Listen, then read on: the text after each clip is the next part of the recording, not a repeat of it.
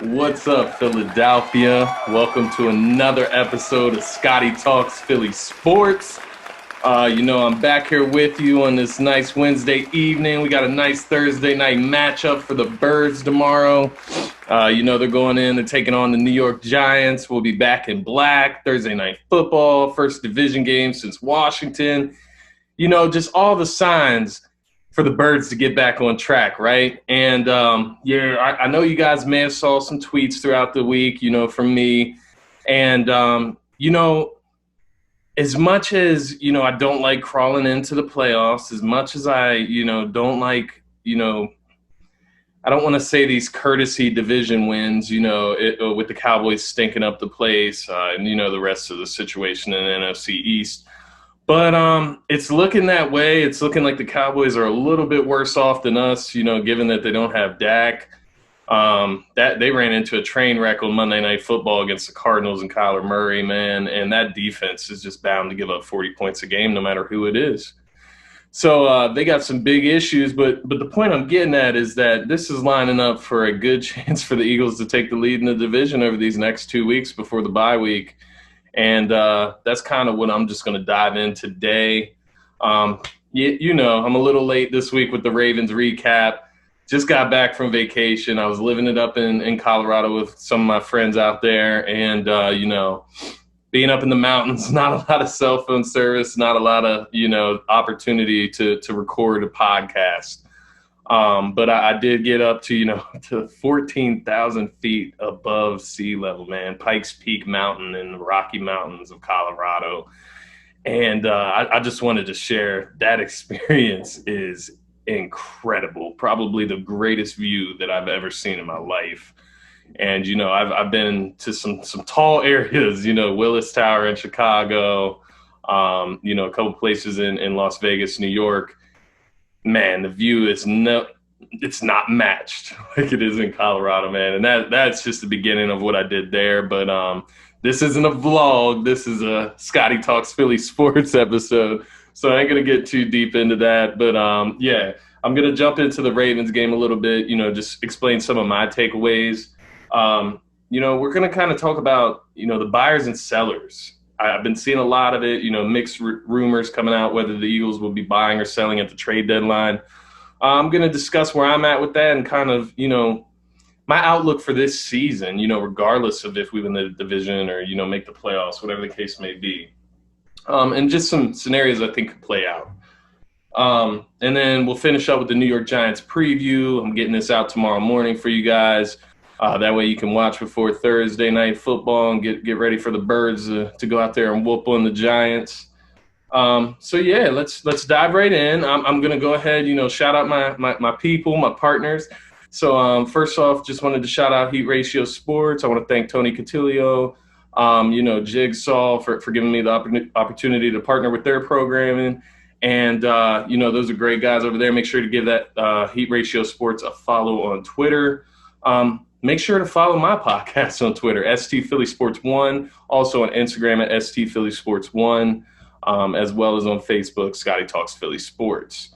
You can also find my personal account, Scotty Drowned, on Twitter and Instagram by that username, Scotty Drowned. And you can find the podcast on YouTube, Spotify, Apple Podcasts, whatever main streaming site you want to listen to it on, it's there. Check it out. I do always want to shout out the YouTube videos, man. We got some good stuff going on there. Sometimes we got highlight reels going. So it's always good to check out the YouTube video. Go ahead and, give it a subscribe and a like over on that platform. Just make sure to check us out. Just keep spreading the word. We're getting close to that subscriber mark. Give out that Slay jersey. It's been weeks now. I was hoping to give it out sooner. But patience is key with this whole thing, journalism, podcasting, writing articles. Patience is key. I'm working with you guys. Come at your leisure, man. I'm welcoming everybody on the Scotty Talks train. Let's dig into the Birds, man. They obviously lost 30-28 on Sunday against the Ravens. It was a lackadaisical start, slow start per usual, it seems like, with the Birds these days. They go down early. Lamar Jackson's kind of mixing it up on us, running and passing, doing a little sidearm action. Lamar Jackson racked up over 100 rushing yards, and ultimately that's what we were killed by, if you want to say we were killed. Up over 100 rushing yards. The game plan obviously was to stop the run. We did shut down the running backs. We wanted to force Lamar into those throwing, more of a passing game. He did break that 137-yarder on us right up the middle. I believe it was on a third down too. That was just disgusting. But we implemented our game plan. It was the right game plan. It just wasn't executed properly, whether it was on the offensive end or the defensive end. You come into that game against the Ravens, you're going to give up some points. Lamar Jackson he's literally the MVP last year. He's going to get points. But I will say with Lamar Jackson, you did see some questionable things by him that kind of left us in the game. A couple sacks that he took, taking him out of field goal range, stuff like that. Very Josh Allen-like plays from Lamar Jackson. A couple balls in the dirt, which is typical with his throwing ability. As we know, he's got incredible running ability, but his arm is questionable from time to time.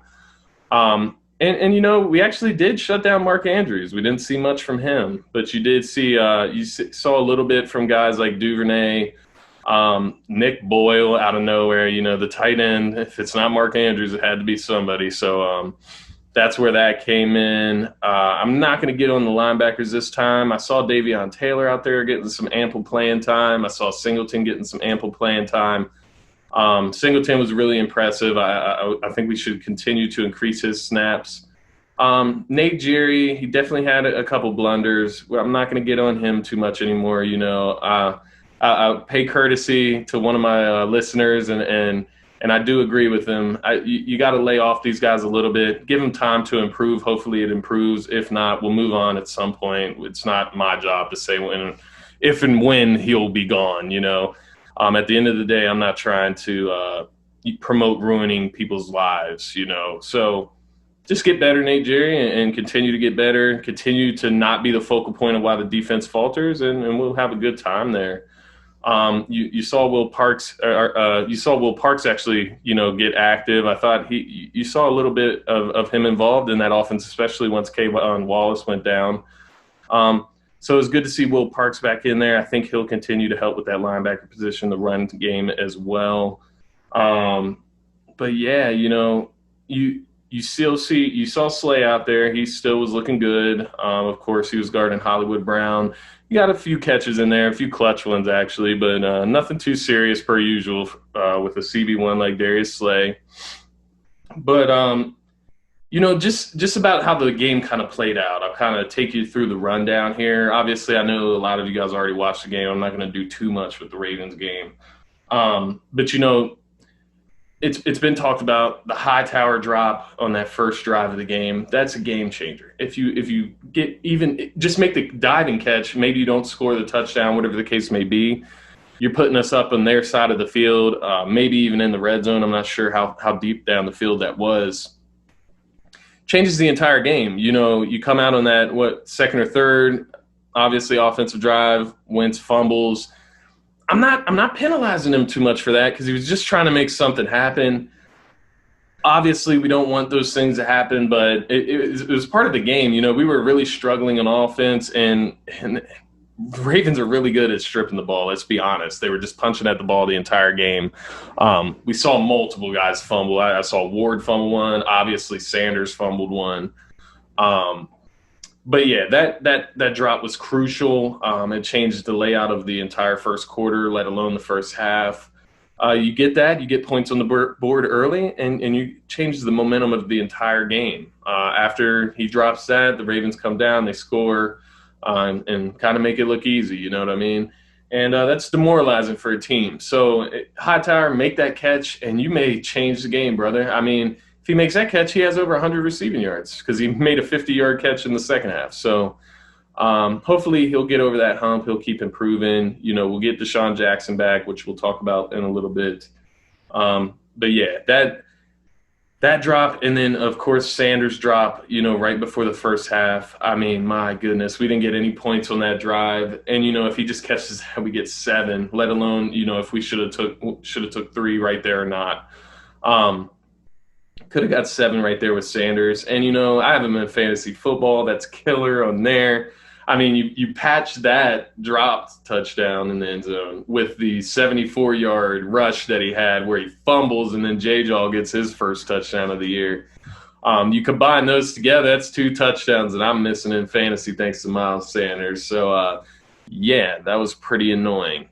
But, to bring up Miles Sanders, obviously he got injured. Zach Ertz got injured. You continue to see Ertz, do next to nothing. He's a guy, I watched him break a tackle in the second half and then he falls down anyway. So, I mean, I don't know what's going on with the athleticism, but now he's out, with an ankle injury. Miles Sanders out with a knee injury. So we're going to see a lot of Boston Scott on Thursday Night Football. As you know, Goddard's still out, so we'll be seeing a lot of Richard Rodgers, maybe some Kroom, some Hakeem Butler in there at tight end.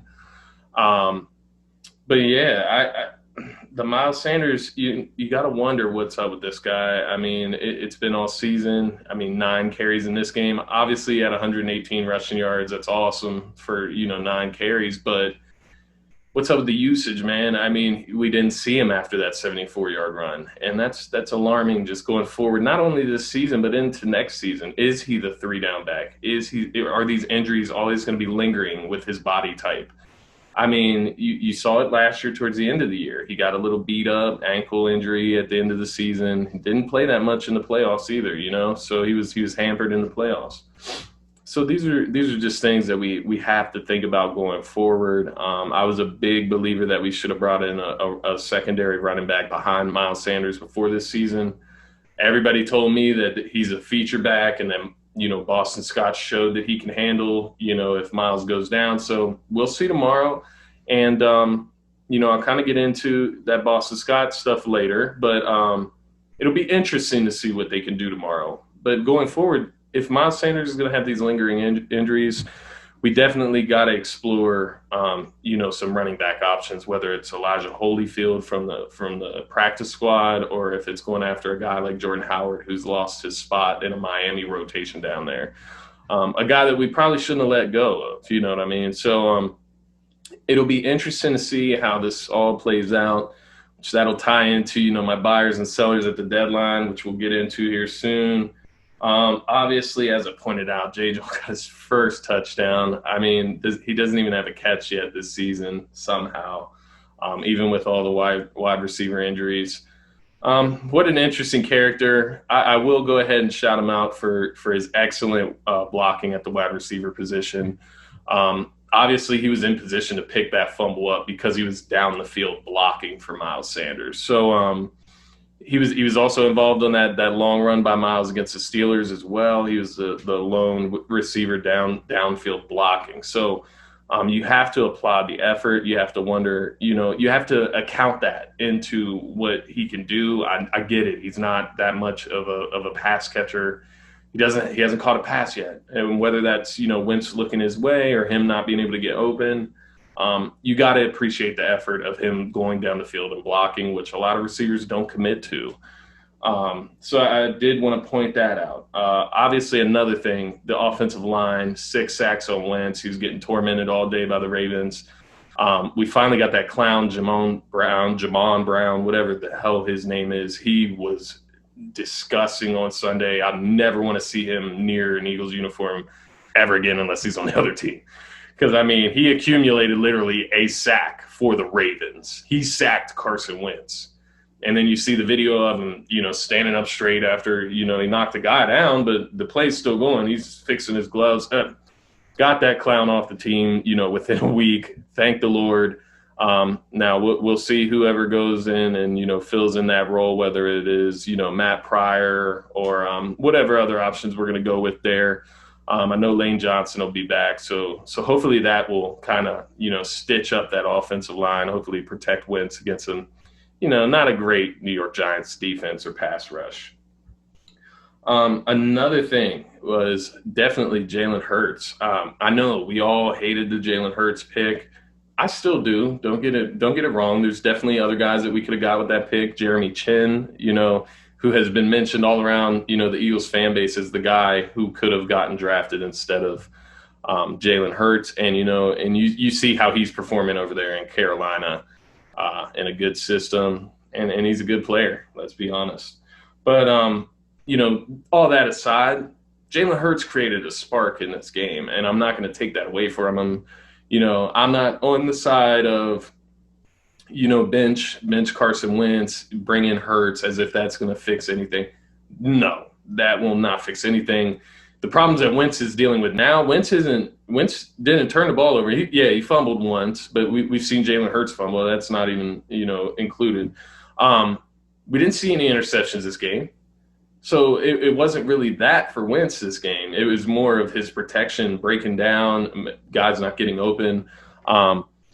So Jalen Hurts isn't going to fix that, right? But he can create a spark plug type of system for the Eagles. When they're not getting anything, bring him in. It throws the defense off balance. I mean, we saw it with the plays, just a few plays that he was in. They did a pass back play. You pass it over to Carson Wentz to run the route, and then Carson passes it back to him. There was a couple different run options, scrambles, and then you saw on the 74-yard Miles run that he was basically a decoy in that play, and it messed their whole defense up. So I think we do need to see more plays incorporated like that, getting the ball in his hands in space a little bit more, at least once or twice a game, I think would be ideal.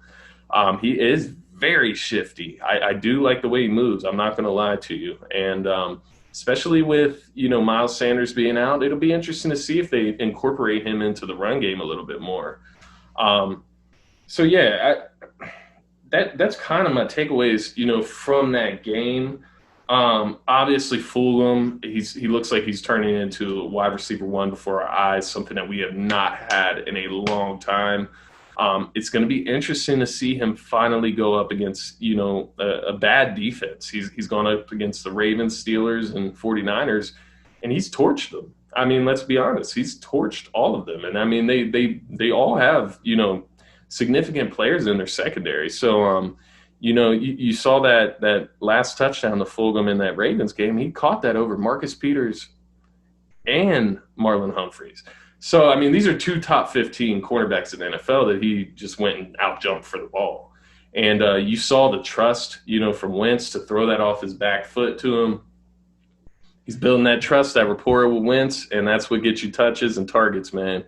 And, even for fantasy owners out there, I don't see – if Deshaun comes back, Alshon comes back. One, Deshaun, who knows how long these guys will even stay on the active roster once they do come back. Two, you don't want to hamper your guys' growth. Travis Fulgham's a young guy. We want to keep him involved, keep him going. So, I just want to continue to see that. BG continues to have this monster season low-key, which it's very hampered down by our defense's performance right now. 2 sacks in that game, man. He's in the top of the league as far as sack totals this year, and he's on pace to have one of his best seasons that he's ever had. Malik Jackson, also another guy who got a sack there. That was a crucial sack, actually, and kind of saved us some points there. He's having a monster season as well. If we can just get, Javon Hargrave and Fletcher Cox involved in some of this madness, and we're going to have a field day out there on that defensive line. Derek Barnett continues to play well. Josh Sweat continues to play well. We just need Fletcher and Javon Hargrave to kind of, step up to that superstar-esque level. Like I said, Wentz's best game, I believe, of the season. You can compare, the Steelers and the Ravens games. Obviously, I like this game. He didn't throw any interceptions, threw 2 touchdowns, ran for 1. So he's doing whatever he needs to win. He's passing the ball to whoever he needs to get the ball to. He's trusting his guys. He's not letting these drops affect him. You saw him finish that game. He even broke off a 40-yard run, man, which that's when he was really showing his nuts and, just showing us what he's about. He's about winning. And you have to respect your franchise quarterback for doing that.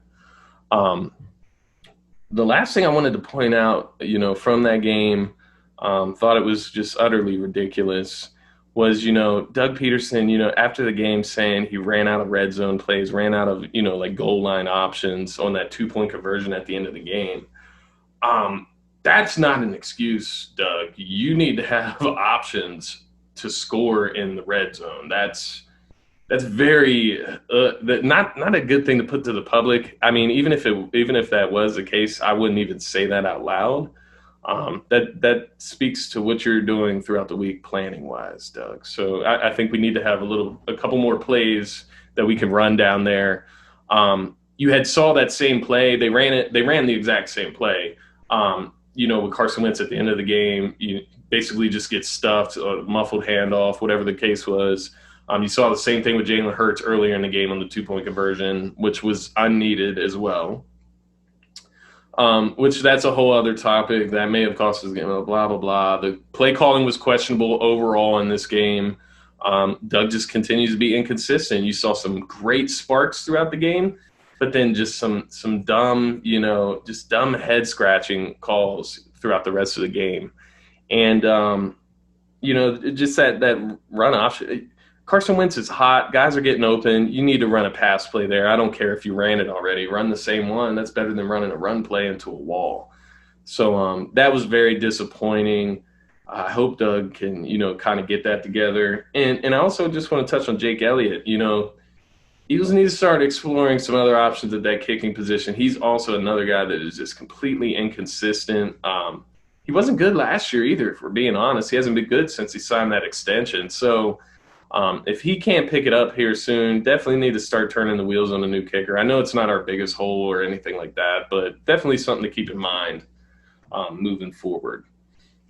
So before I jump, there's just a quick recap of the Ravens game, what I thought from that. Overall, coming out of the Ravens and Steelers games, I'm actually hopeful for the season. Maybe I shouldn't say hopeful. As much as I do like seeing the Eagles play in the playoffs, I would like to see a slight rebuild.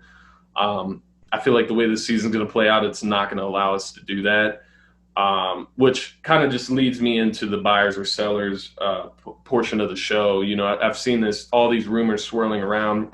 Howie's saying he's going to be aggressive. Some people saying they're not in the position to be aggressive. They're in a position to be aggressive. They can do whatever they want this season. Yes, they have implementations coming next season. Howie doesn't always worry about that. So we'll wait and see if that actually factors into anything. As far as, selling or buying, I think if we win these next two games, that will tell us a lot about what the Eagles might do or might be willing to do at the trade deadline. Overall, I think regardless of what happens, they should be looking for a nice young linebacking prospect. Maybe that didn't work out somewhere else. See if it can work out here. See if they got some unlocked talent that has not been reached yet. We could take a risk on that. I think we could use some young linebacking talent that has potential. So I think that shouldn't depend on these next two games. Now, things like an extra running back or maybe a move at wide receiver, those type of things, I think those more so depend on the results of these next two division games, which I think we should win, by the way. So we'll see how that plays out. I could definitely see it, if we get these next two dubs against the Cowboys and the Giants, I could see Howie being like, well, we just got two division wins. We're leading the division. We're in a position. If we win the division, we can make the playoffs. If we can make the playoffs, we can get guys like Rager, Ertz, Goddard, get these guys back, get Alshon and Djax on the field with these guys. And, oh, my God, we have a totally different team. You get Brandon Brooks back. You get Jason Peters back, whatever the case may be, Isaac Seimalu. I could see him, looking at that and being like, we got a shot here. If we can just make the playoffs, get some guys back, maybe we can make a deep run. And maybe they can. Maybe I'm not being optimistic here by saying that, they're one and done no matter what when they make the playoffs. But maybe they can. Maybe they can make a deep run if they get some guys back towards, the latter end of the season, get Miles, fully functioning by the end of the season. if Howie feels like that, I could see him being a buyer at the deadline. Hopefully, no Golden Tate-esque moves, but just something to help that linebacking core, maybe some depth for the offensive line, an edge rusher, maybe some cornerback depth, anything of that nature I could see. Um, but if we lose these two games, there's not much hope left. You may start to see as Ertz gets back off that injury, maybe trying to ship him out of here, get what draft capital you can for him. Get Fletcher Cox out of here, get what draft capital you can for him. Which the Fletcher Cox thing doesn't look likely now that they kind of restructured his deal. I saw that his pay basically this year is kind of looked at as a bonus rather than an actual part of his contract, his salary. So that may change the narrative as far as Fletcher Cox and moving on from him, but definitely some guys there that are some options that you would move if you're going full rebuild, if this is just a losing tanking season. So a lot of things still left to play out. I think Howie believes in this team. I think Doug keeps his team resilient. I think they're going to play hard no matter what the case is. And I think ultimately that will result in a playoff run and a division title, which I know a lot of Eagles fans won't agree with. But, your mind starts changing once you get close to the playoffs. Everybody in this fan base knows all it takes is one Sunday for the right things to happen, and maybe we're playing in an NFC Championship game. Maybe we're playing in a second-round playoff game. You never know. You never know what could happen. And in scenarios like that, I do like playoffs. Everybody likes playoff football, and I know it will be the laughingstock if we come in, 6-9-1 or something like that. All you need is a chance at the end of the day, and I know that's how this team thinks. I know that's how Howie. I know that's how Doug thinks. And success, their names are on the line. They go in, they get into the playoffs at 6-9-1, win a playoff game or two.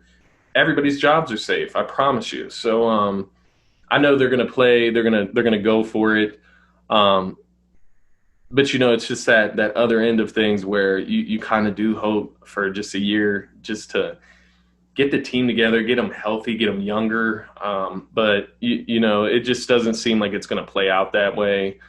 We do have some draft capital stocked up. Hopefully we can build up some more, but kind of just depends right now. These next two games are going to be very telling. And after our last two games, I do believe that we go ahead and run through these Giants and Cowboys teams. Cowboys will still be a little tough with that offense, but they look like complete doo-doo against the Cardinals, let's be honest. So I'm going to get into, just some keys to the New York Giants game. Like I said, we're back in black. We got all the momentum. We can take the lead of the division if the Cowboys lose to the Washington team on Sunday. So let's dive into it. Just some key points for us to win. And it's not much. So obviously Carson Wentz, he's on an uptick right now. He's starting to get his ratio of touchdowns to interceptions, back on track. He's sitting at 8 touchdowns, 9 interceptions right now. Let's have another clean game. No interceptions, no fumbles this game at all. No turnovers. Let's not turn the ball over against a bad Giants team and give them momentum and energy to build off of. Let's not do that, Wentz. Let's continue our uptick in play. Let's get our numbers right, and let's continue to play at the elite level that we're supposed to play at, Wentz. And I think he does. I think that team's garbage. I think he's found something with Fulgham. Which is the next point. Fulgham against, finally a bad defense. There's no lockdown corner on the other side of him, trying to strap him up. Let's get him fully involved, and let's showcase him on a national television scale of what he can do. Because I believe he can be a top wide receiver on this team. And the goal here from now on should be to develop him, develop Rager, develop Hightower, develop J-Jaw. These guys need to be developed, and we don't need to be playing Alshon and Djax at the expense of these guys. They need to be developed. That's what this season needs to be for. Just like Davion Taylor, just like Sean Bradley. These guys need to get playing time. Kayvon Wallace. All of these guys need to be involved this season, get that experience. And if we end up making a playoff run, they'll get playoff experience as well. That's always good. So I'm looking for Fulgham to have a nice game. I want to continue to see him targeted. He got 10 targets last game. Let's continue that trend even with Djax. Um, Offensive line gets Lane Johnson back. Let's run the football. I know we got Boston Scott back there, which that's another one of my points. Get Boston Scott comfortable in this game. Let's get him involved. Let's get some screen games going. He's good in open space. He's a small guy. He's shifty, very Darren Sproles-esque. So let's get him involved and get him in the spots where he can succeed. I feel like that's something that we haven't done this season with him. And you saw it last year down the stretch, when Miles Sanders got injured. Boston Scott can be the guy for a few games here and there. So I think, what tomorrow's building up for against the Giants is another one of those explosive-esque games from Boston Scott, where he kind of leaves his mark on the game, whether it's in a big screen play or, a big, zone run.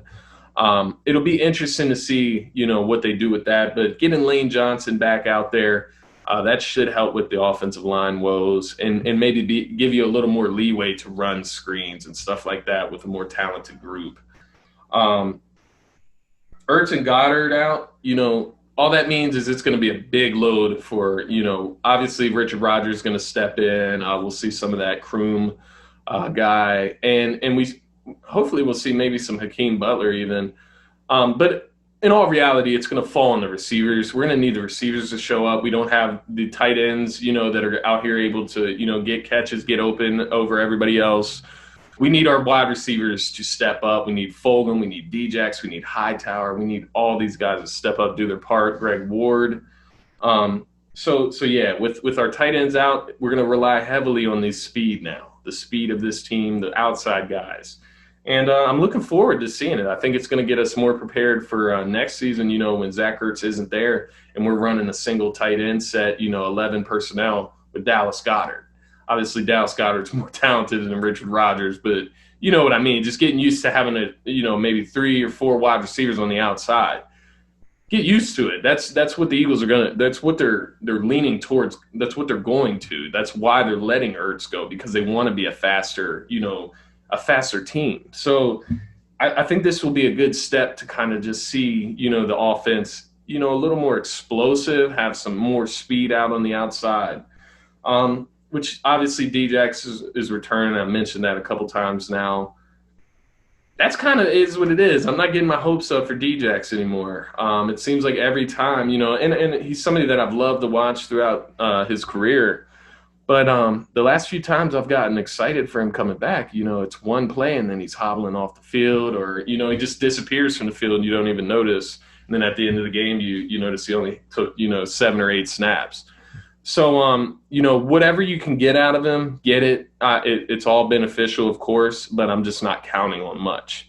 And I would like to not see him affect Hightower's, snaps too much, honestly. Easing back in, he obviously needs, to be worked slow and steady.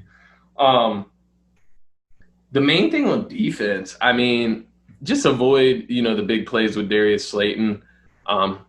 Hey, what do you know? We can put Darius Slay on him. Nice similar names there. But, just strap him up. He's one of their lone, explosive guys. Obviously, they have guys like Golden Tate. They have Devontae Freeman back there, Wayne Gallman. No world beaters on that offense. Darius Slayton's a really good receiver. We'll see, what Darius Slay can do against him. But the rest of these guys just makeshift, and you got to control them. Evan Ingram, obviously, he's a very athletic tight end, skilled tight end. You want to keep control of that. Daniel Jones is their leading rusher. Not much of a rushing offense to worry about, but you don't want any of those annoying runs like Lamar Jackson was having out there. And at the same time, Lamar Jackson's a different breed than Daniel Jones. So that'll be interesting. Obviously, Daniel Jones, he's struggled with turnovers, both this year and all last year.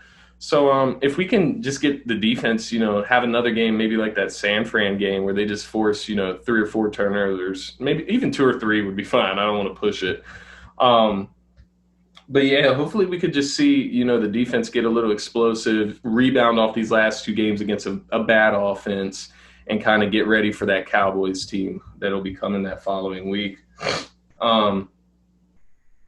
I think the Eagles can turn it around here. I really do. With this win, it could be a big win towards winning the division. Obviously, I think for the Eagles to even have a chance at making the playoffs, I think they will definitely have to beat every one of their division games they'll have to win every one of their division games that they have left. So they have two against the Giants, one coming tomorrow. You got two against the Cowboys, and you got one against the Washington football team. You need to go ahead. Andy Dalton isn't playing for the Cowboys, or Andy Dalton's the starting quarterback for the Cowboys now, not Dak Prescott. It's no longer acceptable to split those games. I think you have to win both, and I think they will. That defense is horrid. I know our defense hasn't been hot shit, but their defense is hot garbage. So it'll be interesting to see, but I think we win these next two games before the bye week, and all of a sudden, we got some momentum. We got some teams like the Browns, Cardinals that we can get dubs in there. The Packers, Seahawks, Saints, they're going to be tough for us. Trust me.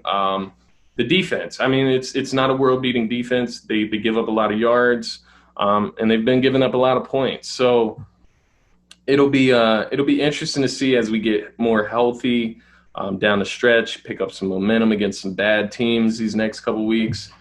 And I think there's a good chance that we make the playoffs and win this division, guys.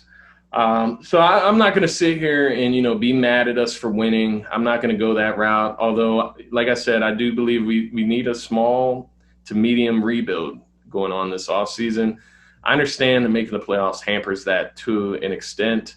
But you know what? I'm not going to not be excited about my Eagles team, and I'm not going to not be excited for these young guys to grow when they're showing me signs. Travis Fulgham is exciting. Jordan Mailata is exciting. Carson Wentz starting to play well again is exciting. So I'm not going to give up on this team. I'm not going to give up on the Eagles. As much as I believe something should go one way, doesn't mean that's what's best for the team. That doesn't mean that that's what will actually happen.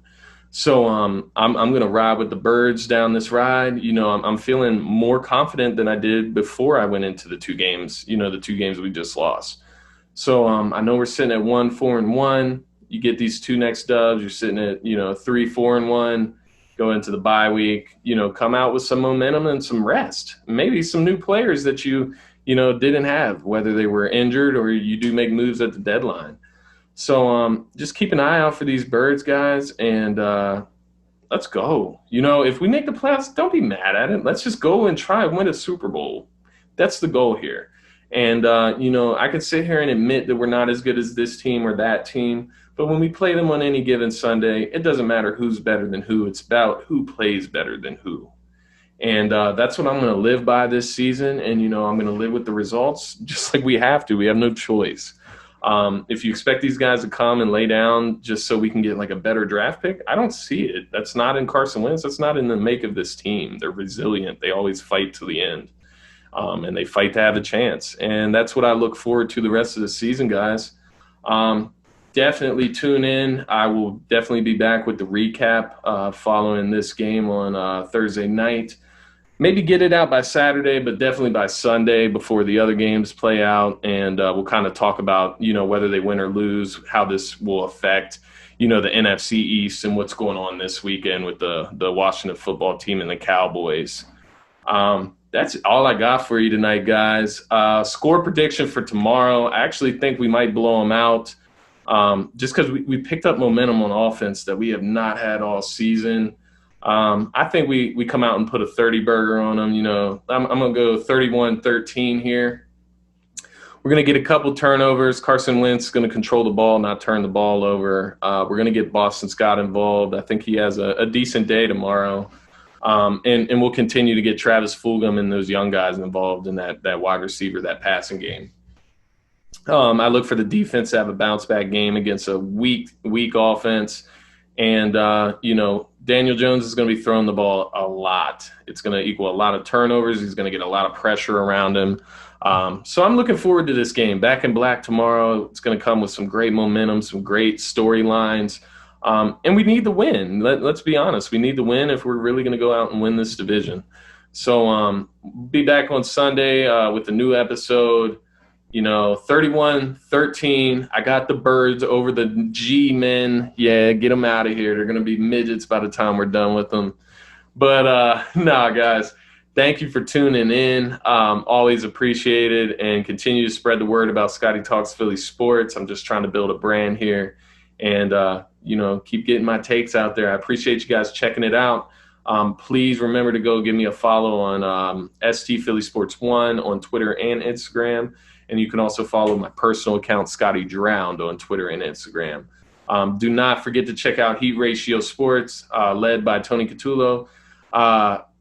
Jigsaw, man, he's always coming with the hot takes, and I always just love thanking him for this opportunity to partner with that brand. But yeah, let's go Birds, guys. Thank you for listening, and let's go Philly.